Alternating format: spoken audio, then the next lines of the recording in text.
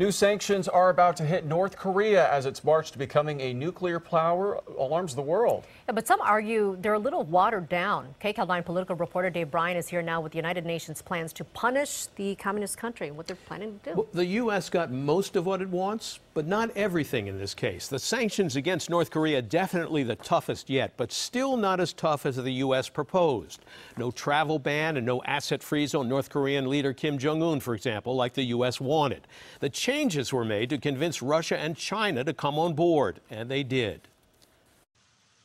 The United Nations Security Council has tightened the screws on North Korea again, unanimously approving the toughest sanctions yet in an attempt to rein in North Korea's expanding nuclear program. The draft resolution has been adopted unanimously. The resolution includes a ban on all textile imports from North Korea, and it prohibits countries from authorizing new work permits for North Korean workers. But it does not include a ban on oil imports to North Korea, as the U.S. had proposed, and it does not include the freezing of North Korean assets abroad, as the U.S. had suggested. Nonetheless, despite the compromises made to ensure the support of Russia and China, the American ambassador to the UN was pleased. These are by far the strongest measures ever imposed on North Korea. They give us a much better chance to halt the regime's ability to fuel and finance its nuclear and missile programs.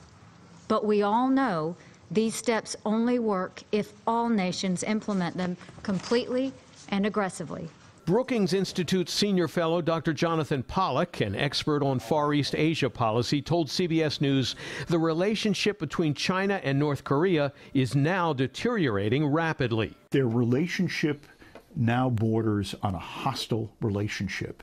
But he adds that on the other hand, China is also worried about a war on the Korean Peninsula, so it's only willing to go so far in pushing North Korean dictator Kim Jong-un. Ambassador Nikki Haley says much of the credit for persuading China to vote yes on the tougher sanctions goes to the White House. Today's resolution would not have happened without the strong relationship that has developed between President Trump and Chinese President Xi, and we greatly appreciate both teams working with us. North Korea has warned of a harsh response against the U.S. for pushing these new sanctions. The UN approval of the tougher sanctions comes just one day after North Korea released this video on Sunday of a gala in Pyongyang hosted by North Korean dictator Kim Jong-un to honor the country's nuclear scientists, at which a video of a recent hydrogen bomb test was shown.